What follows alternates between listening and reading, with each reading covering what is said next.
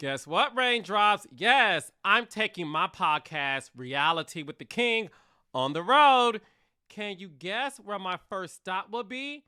Yup, it's Huntsville, Alabama on Sunday, January 21st, 2024, where I will be joined by Love and Marriage Huntsville star Melody Cherie. Make sure to buy your tickets at huntsville.standuplive.com. That's huntsville.standuplive.com. See you soon. Hey, Raindrops. Yes, you guys just saw an explosive episode of the Love and Marriage Huntsville reunion. So, of course, I like doing reunion recaps with the person who I consider to be the GOAT when it comes to this show, this franchise, all the shows at the Kingdom. Give it up for fan favorite, my Michigander, my brother, Dustin Ross. You better say that. You better put a handle on that. I love it when you make it about Michigan, okay? Because we're rooted in that way. You understand what I'm saying? So I love it when you let them know that. What's happening, Carlos King? Carlos the King is what I should be saying after that episode I just watched. My God, listen, Carlos. Me and my red suit.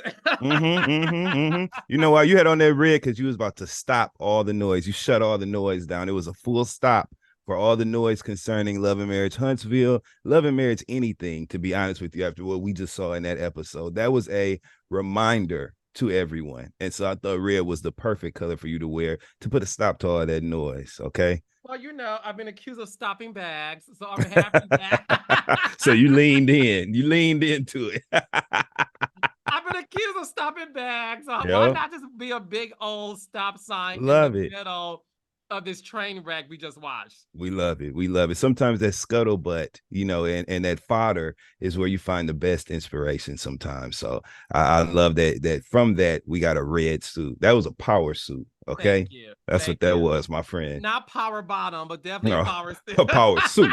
Okay. A power suit. Now, what happens when it's off? That's up to whoever. But when it was on, you know what I'm saying? That was a power suit. Now that's a whole other that's a whole other podcast episode we will do called Late Night with the Late King. Nights. Okay. Not reality. I love it. I love it. See, that's why we get in trouble, man. You know what I love tonight? I love watching LaWanda Scott, not LaTisha, because Mama was giving me Wanda Jr. So this entire episode, I'm dedicating to LaWanda. LaWanda is LaTisha Scott's new name. She gave you Wanda Jr. LaTisha let the girls know I'm sick and tired of y'all playing with me. This is what people seem to forget, right? So first of all, I think it was absolutely evident that LaTisha Scott, okay, who deserves a round of applause. Let's be clear, okay, a rousing round of applause. LaTisha Scott, okay, clap it, hands and everything. Clap, make it clap, because I'm gonna tell you something. Not the clap that we don't like in the bed, but the, no. That's the one you can't hear. We don't want that round of applause. We don't want the silent clap. We want an audible clapping of hands. That's what we want, because there is a celebration that is so deserving right now for LaTisha Scott. I believe that I think it was very evident that LaTisha had a determination to be clear and not be misunderstood on that stage. And it was evident in the way that she was very direct in her speech. She was not fucking around with any, side tangents or pivots unnecessarily. She was going directly to the center of the bullseye with each conversation she found herself in. And it was so refreshing to watch. As a season 1, day 1 viewer, we know that LaTisha has often gotten painted as the underdog of sorts, both in her relationship with her husband as well as her relationship amongst the cast. And so, you know, for somebody who wants to see people at their best, it felt so good to see LaTisha prepared, fit, focused, sharp as a tack, and very clear in her conversation. So LaTisha did her damn thing. That is how you show up to a reunion. No, she did her big one. First of all, she looked gorgeous and beautiful. That green against her beautiful skin. She's pretty. LaTisha is a pretty woman. She is, and she's smart. People also forget, Carlos, before we get too far into the Yeah. looks, because there's a lot to talk about on that stage, right? But LaTisha is smart, and that's what people seem to forget. She mama is degreed up. Okay, so that articulation, her language usage, all that stuff, it shows when she's at her best. I don't know. She had some ginger shots. So I don't know. She had some apple Not cider Beyonce vinegar. ginger shot with I the don't. turkey sandwich. She was crystal clear in thought. Okay, and she was articulating those thoughts flawlessly. So grand prize goes to LaTisha Scott for part one of that reunion. Straight up. Grand prize, and she's the Grand Prix. I'm so happy Yes. that LaWanda J Scott. Yes. That's your name, Tisha. You gave LaWanda. Listen, for all those who be like, LaTisha is stupid, she's dumb, Yeah. she's a weak woman, fire her, Carlos, she's so weak, put her out of her misery, she's such a weak ass woman. The thing about Tisha that I know personally, Tisha is the type of woman where don't want none, don't be none. Like she's Yeah. kind of like, I don't wanna do it. But Tisha has always shown if you come at her, she's going to come back for you. And I think Tisha has been holding a lot in. So Mm-hmm. when she got at Stormy, now Stormy is somebody whose name fits her name. She is a storm. Yeah. Stormy, I feel like I'm gonna call her Stormy Tyson because Yeah. I don't want to see Absolutely. Stormy in a boxing ring with LaWanda. Okay, so when LaWanda said that whole thing, first of all, Dust, I got to tell you this. Yes. That happened in real time. We did not even like talk for like 10 minutes, and all of a sudden, this was happening between Fireworks. LaWanda and Stormy. So when LaWanda was like, "Hey, those people with that TikTok money," and the funniest thing for me, because I find comedy and stuff, when I was like, "Wait, Stormy don't pay her invoices," like, what? Because Stormy, like, because Well, listen, I'm a viewer, like, wait, Stormy don't pay invoices? What's going on here? LaWanda, no, she sure doesn't. That's when I knew, like, oh, Tisha has left the building because I that don't was know this the woman. equivalent to what we have seen the Notorious B.I.G. and Jay-Z do in the booth, in the recording booth, right? We know that both of those iconic rap artists are known for not writing anything down. They come up with a concept and an idea for the record. They go in the booth and everything is freestyled off the dome. So to see LaTisha respond and react, because if you really break that conversational volley back and forth between her and Stormy down, Stormy opened the argument saying, I'm not concerned. She played the unbothered card. I'm not concerned. We bringing in $2-3 million a month. I just left the TikTok offices yesterday. I really could care less about this shit, right? Which is a fair perspective when that is the reality of your life.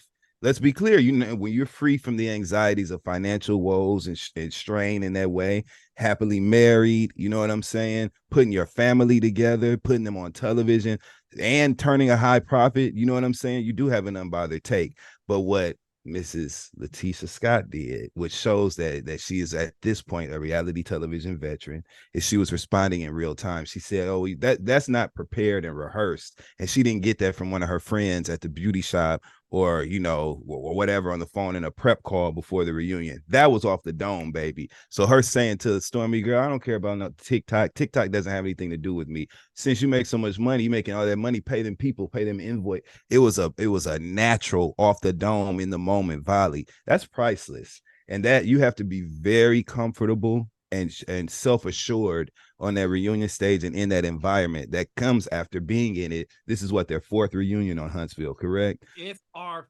fourth reunion, yes. Reunion. Yeah. So like this is at this point. I remember you asked Kimmy at the beginning of the show, how does it feel? Did you guys think you would be here after season one? And she very honestly said, you know what, after the first year, yep, I felt comfortable. That confidence showed up in LaTisha, though, in this reunion setting. That was confidence, pure. She wasn't pensive. She wasn't thinking anything. That was natural, 100% off the dome reactions. And I personally was thoroughly entertained. Thoroughly entertained. So, how do you feel about the comments that we've seen online just about people saying, "Oh, Tisha rehearsed her read. She came prepared to Mm-hmm. say those things."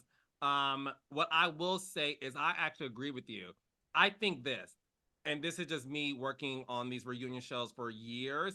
Yep, aka an expert opinion. Go Well, ahead. That's what it thank- is. Yeah. well, thank you.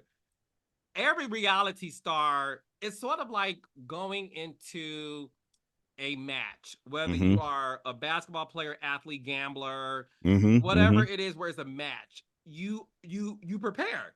Mm-hmm. Michael Jordan doesn't go to a game without like practicing on the court, right? Yeah. So I'm Yeah. not saying LaTisha had reads that she rehearsed in the mirror, like make sure you no.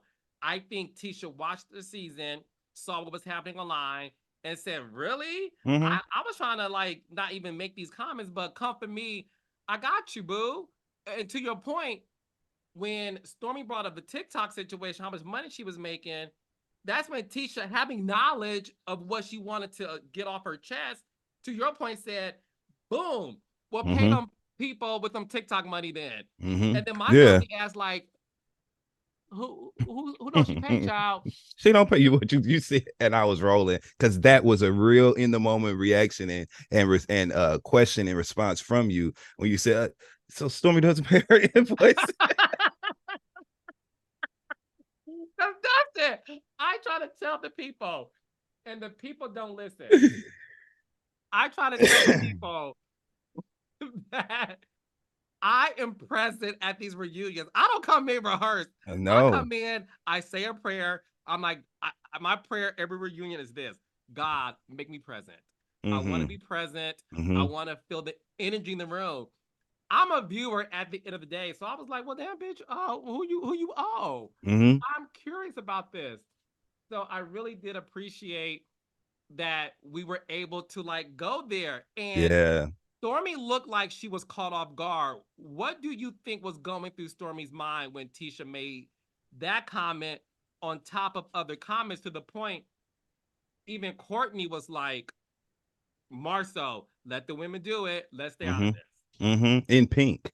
I think that I that like was the pink. That's what. hey, me too. I thought it was very soft on both of them, and I think it was indicative of a pivot that they made very early on in their participation amongst the cast. Follow me here. So to answer your question, as far as what do I think was going through Stormy's mind, we have seen Stormy react to we've seen Stormy react in two very different ways to being caught off guard with things, to being in confrontation verbally with people. We've watched her take two different approaches. Early on, we saw Stormy saying, "Yeah, that's what's up," and getting at Destiny's neck at the Galentine's dinner, right? We saw that, and we saw her immediately though, and this is where she won a lot of people over and lost some, but we saw her immediately pivot, offer an apology, and her entire presence on the show became far less combative, and she became the nice version of Stormy. She started showing much more her personal story. We saw her relationship with her cousins that she employed, her aunts, her grandmother. We started seeing we started seeing conversations between her and Courtney about having another child, a sibling for Chess. We started seeing the softer side of Stormy. And when confrontations have arisen, she wasn't trying to go that back and forth with Melody early on when they first had their bumping of heads. She took a different approach. I think the color choice of that soft pale pink, which is such a beautiful color, that was intentional. Stormy was very soft, curly hair, just very soft, and I think she really wanted to cuss LaTisha out. That's what I think she wanted to do because she was caught off guard. You could see it in her face, but she immediately got back in her game and she was measured in her responses. And unfortunately, they just didn't have the impact of the things that LaTisha was offering in the conversation at that time. So I definitely think that that's what was going through Stormy's head. Like, do I fucking just go off? Or do I try to engage in some sort of, purposeful dialogue with her? What do I do? Because LaTisha wasn't giving people a margin of error, any sort of grace period whatsoever. She was taking it there, foot on necks, out the gate. Just, hey, this is what it is. It wasn't an aggressive approach. It was spirited, but it wasn't aggressive. It was just, hey, this what it is, and I'm gonna give it to you straight. 1, 2, 3, 4, 5, everybody. Oh no, she lined them up, baby, and was going dart after dart in terms of addressing her opponents. I think and again, I think that because LaTisha has been accused of not being clear, of not being direct in the things that she says and addresses, skirting around issues within her home, things like that. I think this time she wore that boxer hood and that boxer's robe because damn it, she wasn't gonna play. I think she was like, today I am saying how I feel, and I'm going to make sure that I'm not misunderstood. I think that's what happened, and we witnessed it. Another interesting player on that stage, right? Melody Rogers, okay, which Marceau had me literally on the floor when he started chanting Rogers as she approached the stage. How can you not like Marceau? I'm sorry. Marceau to me is one of the funniest Yeah. men on reality. But go Yeah. ahead. If you allow yourself to be entertained, right, and you receive the show at its intended purpose, you will be thoroughly entertained. Marceau Scott is literally entertaining. He's an entertaining television personality, and he's good at that. Whether he triggers you in some way, whether he just does something that gets on your nerves, he's an unforgettable television personality, and I enjoy watching him. You know what I mean? I think that Melody gave us a very refreshing, happy, totally present, completely engaging, not really here for the bullshit, but down to make herself and her opinion clear when she needed to. And it was so refreshing. Melody did what is called holding court. Shout out to my girl Ebony K. Hey, Williams. Ebony. That's right. But Melody did what is called holding court. She came out there, she assumed her position, said what she needed to say, and she ran the show. That's what she did. LaTisha ran her side, Melody presided, and that was that. I thought that was just wonderful. I thought it was wonderful. Yeah. No, it was. And when you saw me greeting Melody in the dressing room, and I'm like, you gonna Mhm. talk this season, girl? Because last Shots season fired. The editors went crazy this whole went episode crazy too. By with the way, it, I loved made it. me scream. But I said before tonight that it's the best reunion we've done because everybody was clocked in, everybody was Mm-hmm. engaged, and it's the reason why we all fell in love with the show is because of the chemistry of the cast. And Mm-hmm. I was so happy that Melody, like you said, she's Melody is really in this beautiful space, You you can know, and tell. we'll get into that later too. But I always said to her, I said, your energy kind of like controls the room. Yeah, I get that. She I said, you totally get think so? that. I said, yeah, bitch. I said, if I'm not this Carlos King every day when people meet me, it's a problem. I said, you Mm-hmm. have that energy where your energy changes the temperature in the room. When people feel like you in a good mood, they like, well, bitch, we're all in a good mood. I So love it. I was happy that you were able to see that. Um, what did you think about this whole thing between Marceau being in the women's business? I thought that segment was such a gift to the fans and to the audience, right? Because for what, 5, 6 seasons now, right? We have seen this conversation just completely keep going in circles about, Marceau being too involved in the minutia of the disagreements amongst the women on the cast. And so seeing him on that stage with all of the women, several of them who he has had a one-on-one, some sort of conflict with, and him having to answer for that, I think that was really satisfying for a lot of the audience, right? Because it was a direct addressing of that conversation.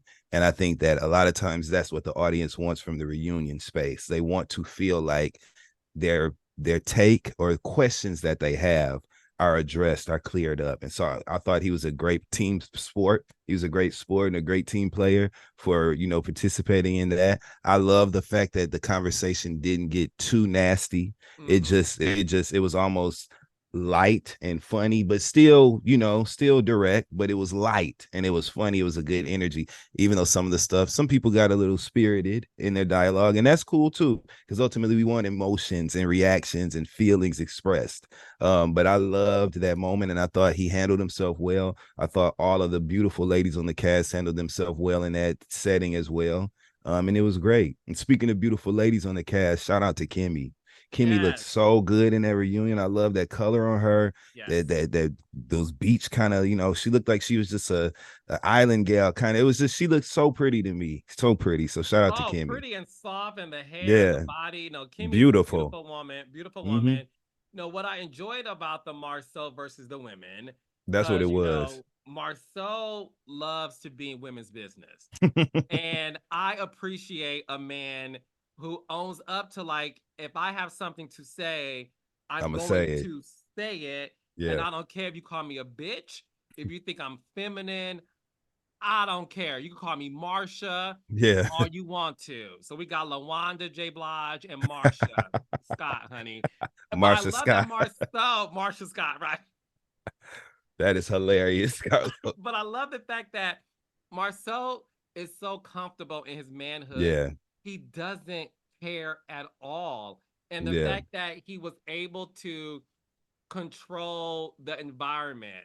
And Hmm. like going back to Melody and Marcel brother sister relationship, Hmm. I can watch a spinoff of just that. Hmm. Hmm. Hmm. It's pure comedy. So even the joke that went wrong road to my Portia voice, when I asked him, like, is your fear with your wife is that she will turn into Melody?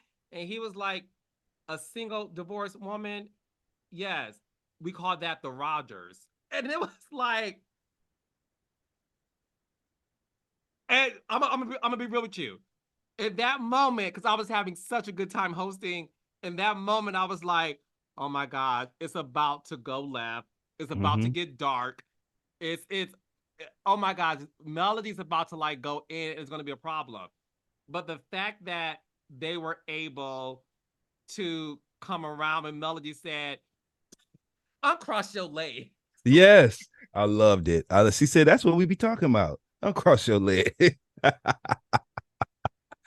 That is what you call people who are completely what do they say, clocked in. Okay, that's people who are completely clocked in to what their job is in that time, and it makes it so much more of an enjoyable watch for the audience when people approach it that way. I think a lot of times it's very easy for us because we're talking about such sensitive, passionate subjects, right? Infidelity, relationships amongst family members, relationships amongst friendship groups, trying to do business together. These are things that people can get passionate about and have really intense opinions connected to that. So it feels good when the cast makes it light, when the cast makes it, gives us, they engage, but it's not something that goes all the way left. And now we're on a hate train with certain people, or where, people feel like they have to take a side with one person or another. Shout out to this cast for playing the game appropriately on this first part of this reunion, because they damn sure did. Oh, they did, and it just, again, the reason why this show is number one on the network is because the cast have this chemistry that's undeniable. You can't Mm-hmm. fake it, although some people love to say the show is fake and they're actors. You can't fake it. It definitely is a show that shows the reality of these people. And again, I love anything that's going to give Yeah. me Marcel versus Melody. I literally want to create a show to where I can just see them like butt heads all the time. Yeah. It's comedy, it's funny. And then we took a serious turn. And I want to Mm-hmm. get your thoughts on this because I don't think you and I ever talked about this privately or even publicly. Mm-hmm. Um, Maurice, no, we did talk about this because you called him a The dictator. dictator. Yeah. Yeah, so we did talk about this. So I want to get your thoughts on this. I forgot about that because it was such a genius way of you expressing Maurice and his dick. So let's just get it right into it, right? Maurice That's the dictator mm-hmm. made an unfortunate comment on my podcast about Kimmy just lays there and takes it like a champ, right? Mm. Which a lot of people, like I said at the reunion, felt like it was sexual abuse. Like, what are we doing here? And people really do feel, and I want to get your opinion. Sure. People really do feel like Kimmy let Maurice get away with that. Mm-hmm. And that she didn't really go as hard as maybe her fans did Mm-hmm. or the fans of the show. they felt she gave Maurice a pass. Mm-hmm. When you were watching that tonight, did you feel like Kimmy gave Maurice a pass for that comment?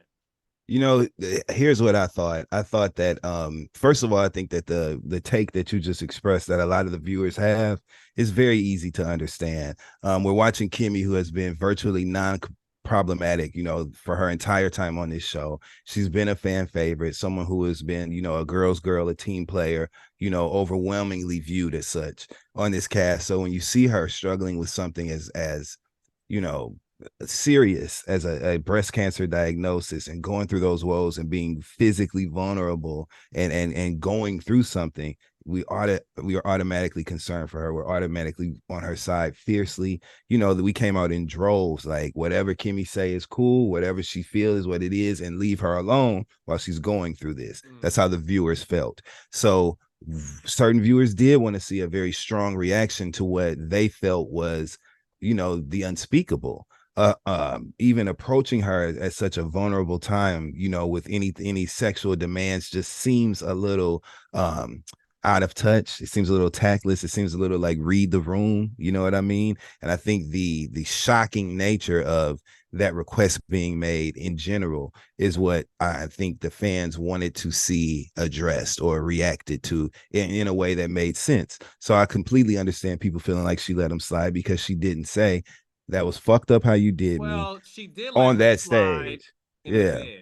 So he slid. So, I mean, wrong The choice of electric words, maybe, slide. Mr. Dustin Ross. The She let, cha-cha slide.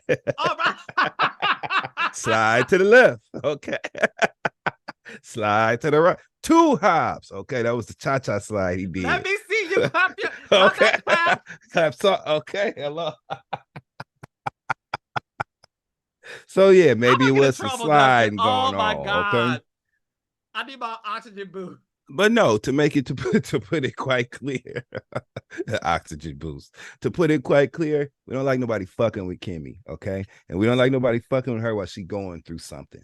And so to see her, you know, dealing with that serious diagnosis, and to hear him talking about having sex, it just was off-putting for the viewers. And they did want to see her say, "Hey, Maurice, that's fucked up what you did." You know what I'm saying? And I'm worth more than that. But I think that again, this is a married couple, a happily married couple who have been together for many years before we all got a view into their relationship. There's a lot of history there. And I think she knows him obviously a lot better than all of us do as the audience. So she was soft to him because that's her husband. They're in a relationship. And just because we don't like something that he did, or we may deem something that he did, you know, really bad, she may have a different reaction. And I think she's 100% entitled to have that. So, yeah. Yeah, and I also think, look, we are getting a peek inside people's marriages. Mm-hmm, And the mm-hmm, beauty of this franchise is everybody's marriage is operated differently, mm-hmm. right? And there does come a point to me, Yeah. right, where you have your opinion and that's fine. But I'm never one to try to tell someone's who's in a marriage how their marriage should be Yeah. operating. Yeah. And There's I a think line when it there. comes to Kimmy and Maurice, like, look, if she dealt with it the way she wanted to and they're good, I think we all should just be like, that's great. Like, and I think what is unfortunate because the comments that I read were again, like you let him get by so easily, he needs to get Mm-hmm. checked. And it's like, how are we gonna tell somebody how to check their husband? Like About that's the most personal of their yeah. business, right? Their sex life as a husband and wife. It's kind of, you know, we kind of got to look from outside the club on that one. So, you know what I'm saying? Yeah. That's her choice. She made her choice. And, you know, everybody's going to have a different threshold of what they consider to be, you know, too much for them or what they consider to be something that they can work through. And ultimately, this was a show that started off, it's called literally Love and Marriage Huntsville. It was about three married couples and the worlds that existed around them and that connected them. So we entered this rooting for these three couples, right?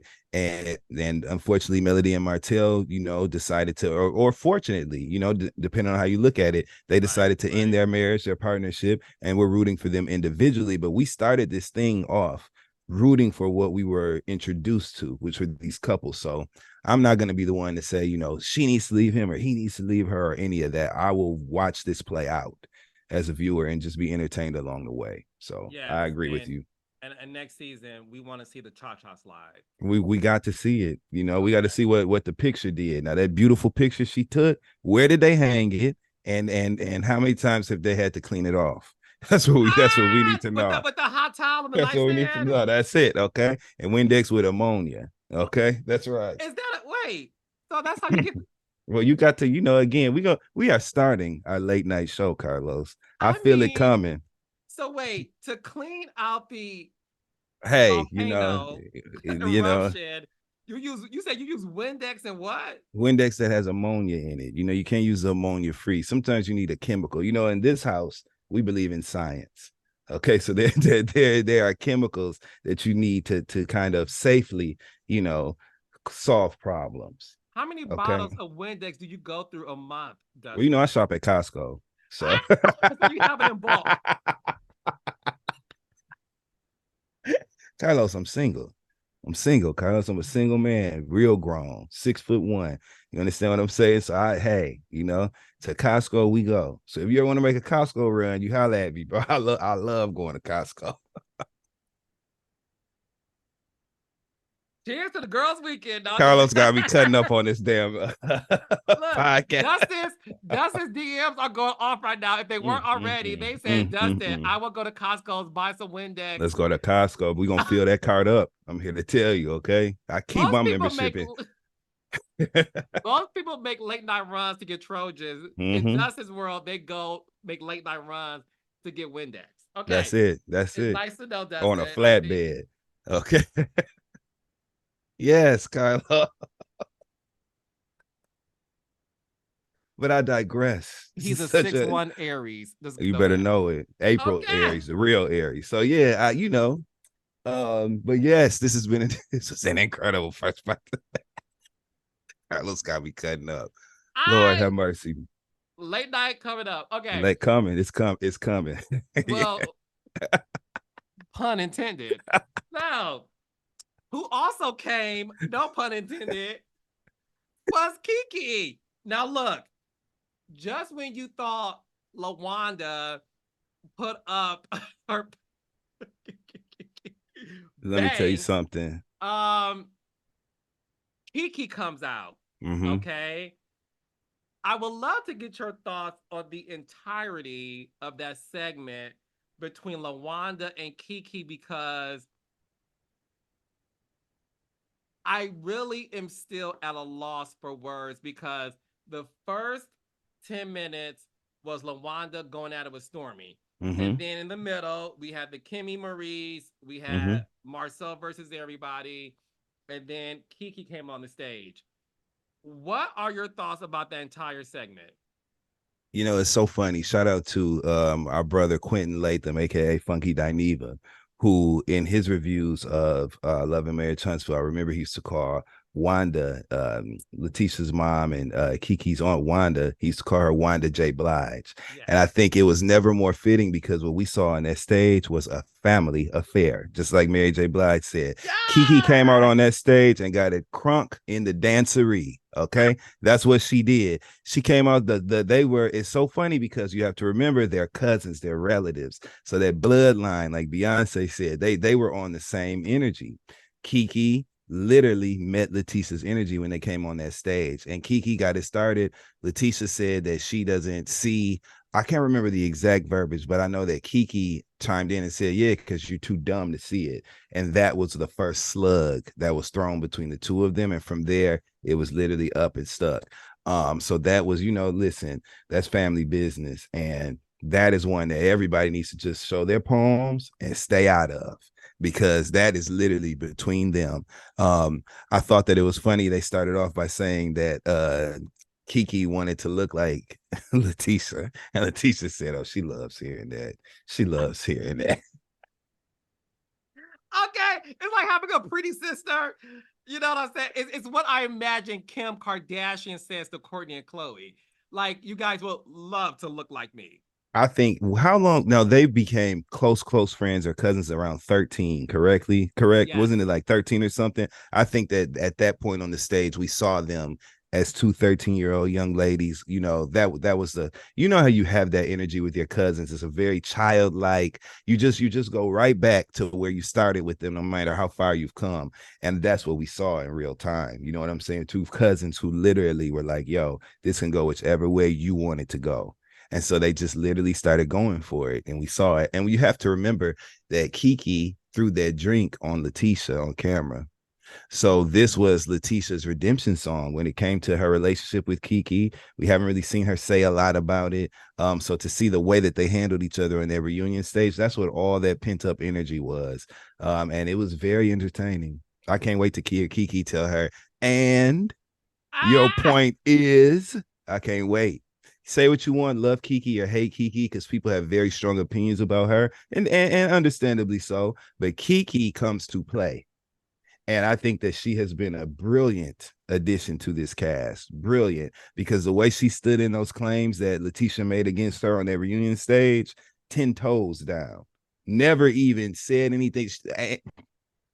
Let her talk. I said, and so now what? That's a different kind. That fearlessness, I think, is very valuable in this marketplace. So I've enjoyed Keke Jabbar, baby. Keke No, Jabbar. Kiki's great. When she stood up from that table at Kimmy and Maurice's house and that orange sleeveless shirt, and her hair was over one shoulder, and she stood up and she did like this, Carlos. This was the posture. When she got up from that table, I said, a star is born. Do you hear me? We ain't condone throwing drinks and all that crazy shit, but it was the aftermath of that. It was so, she was firmly convicted. What do they say? Like a tree planted by the water, right? She would not be moved at that point. So KeKe has proven herself to be a player in this game. And I enjoyed her on that reunion stage. And I actually liked that braid. I like that she had the braids. It was youthful and she looked good. I like that. No, Yep. I love the Moesha braids too. It was an ode to braid Yeah. girlhood. No, I loved it. Like the crippling and it's to the chin. You I heard love you the heard you child. heard that journal music when she came out. Do do do do do. The Moesha music. I cannot. She wrote in All we that needed was journal, Kim dear Parker. LaTisha. Right. Okay. Yeah. Uh-huh. You are a mess. The thing with Kiki that I think we all do love is what you said. She's fearless. And Yes, she is. and regardless if you agree with her choices or not, Mm-hmm. she is fearless. And seeing her tonight at the reunion facing off with her cousin. Mm-hmm. And her, I guess Marcel would be considered her cousin in law. Yeah. Well, we black. That's our cousin. Okay, that's Yeah. her cousin. Okay. Yeah, that cousin. That's our Okay, cousin's there you go. husband. That's our cousin. Yeah. Especially from Alabama. That's her That's our cousin. cousin. Yeah. There you go. It was very evident that I think the moment that Kiki threw the drink in Tisha's face, Mm-hmm. I believe that Tisha was like, I'm done. I'm Mm-hmm. done because, and again, I'm not speaking for Tisha. This is my opinion. No. Mm-hmm. I think Tisha felt like, look, we're gonna argue about some stuff and we're gonna do what we do, but fine, let's just respect each other's spaces. And when I saw Kiki throw the drink in Tisha's face, now look, I know you're talking about her orange sleeveless top, honey, the blouse and all that, child. My part that made me laugh, because I always try to find a comedy in these crazy Oh, there was moments because I tons in need to that laugh, moment. Mm-hmm. right? It's when she said, too bad, get mad, scratch your Scratch your ass. ass, get glad. Okay. Be mad, scratch your ass, get glad. And next thing Like, you knew, that solo cut was gone. oh, Okay. like, where did you come up with this? That's why I love this show. It's like, who the says that? Like, where did that come from? But I digress. I So you think there's see something to be said, Carlos, right? what? Before we move too far from that moment, I'm glad you brought that up, that there was a pivot that took place. There was a shift that took place in that moment. As a viewer, based on what I've seen these people's character to be over all these years, I absolutely believe that there was a part of the dynamic between LaTisha and Keke where LaTisha kind of felt like this whole show situation was her thing. You know, it was something that she started, and I think that her bringing Keke onto the show, right, allowing Keke to participate in this show, however Keke got in, LaTisha ultimately, you know, agree with it. Keke was there. I think that for Keke to then cross a line of behavior like that on camera, I think it made LaTisha say, okay, I'm going to disconnect. Because to your point, yes, we can go back and forth. We can argue. We can have these conversations. You're already on my show. And now you crossing that sort of line with me. That will make anyone disconnect sort of and take some time to figure out the way that relationship is going to work moving forward.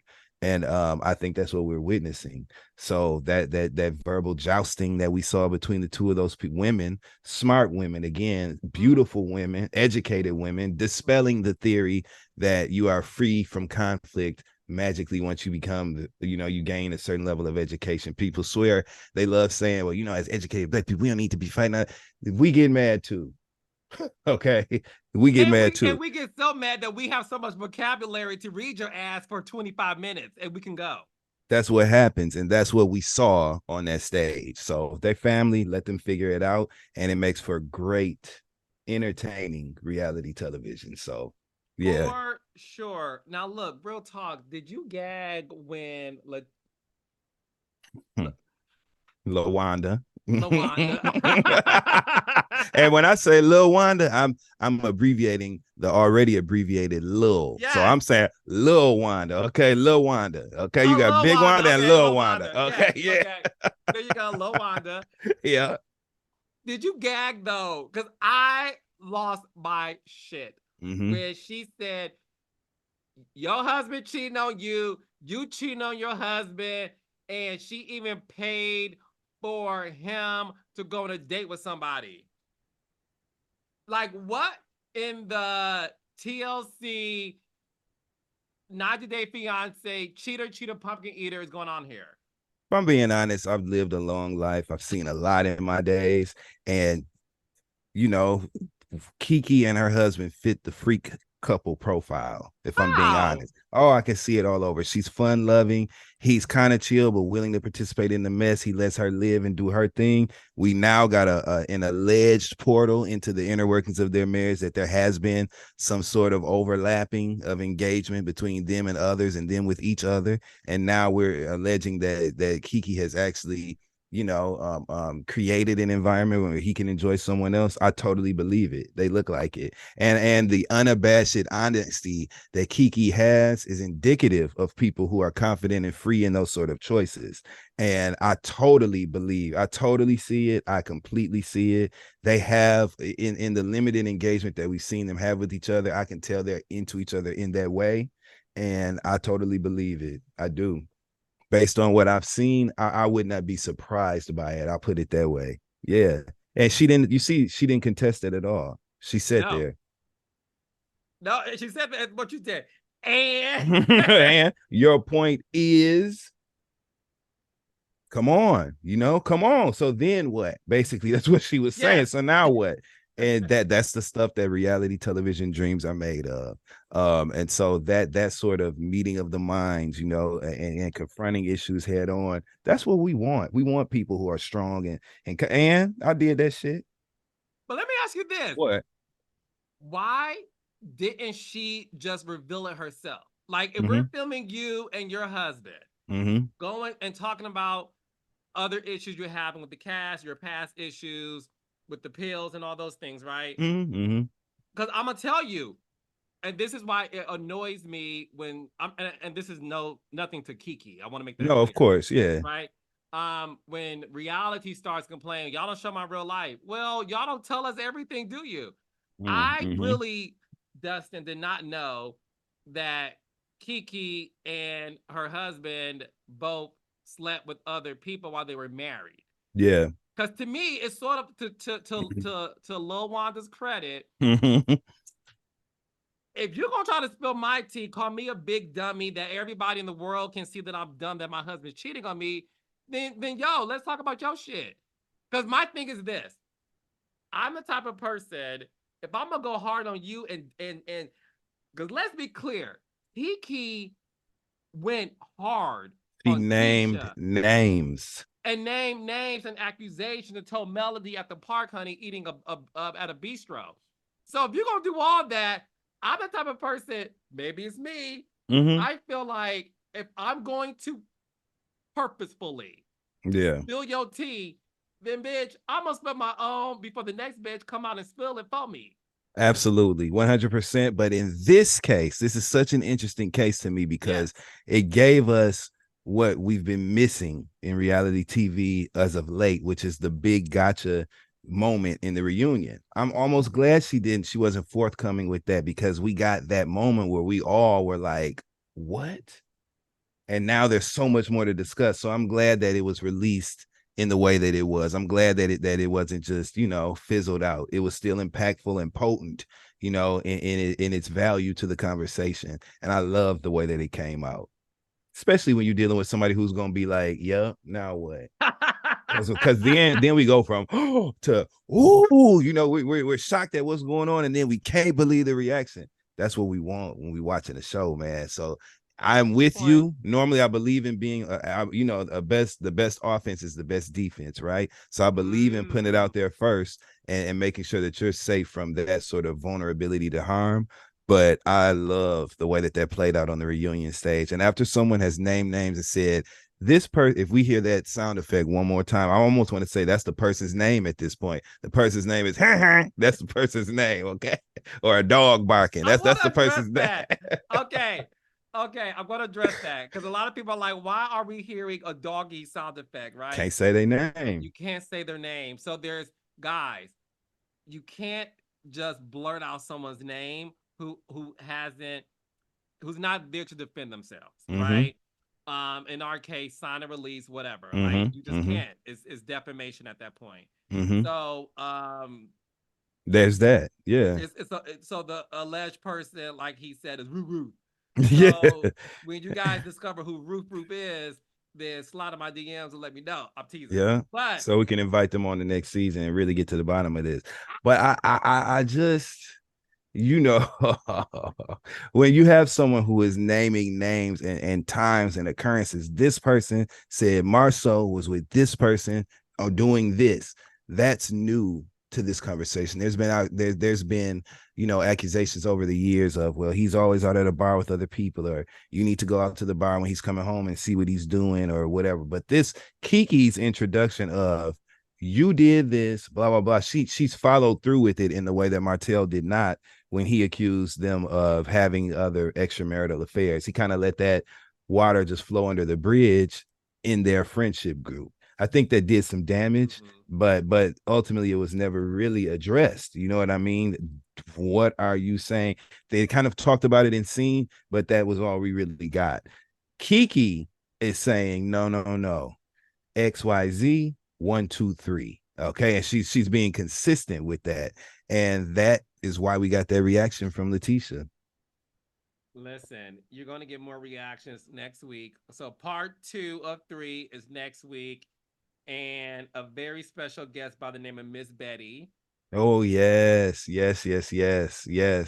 comes. And if you think KeKe and Tisha was interesting, wait until you see Melody and Betty in the same room at the same damn time confronting each other. Melody is such a she really is a joy to watch on TV on this show. Okay. I love the way that in the preview for next week's episode, Melody tells her, you know what? I'm trying to be respectful, but I'm not here for you. You know what I'm saying? So like, I don't even, you know what I'm saying? Because people's parents, this involvement, I'm old school, Carlos. We're from we're from a time where there was a very clear separation between parents, children, Yes. no matter what age, you know, that blurring and overlapping of your parents now jumping into conflicts you have, that's some new shit for me.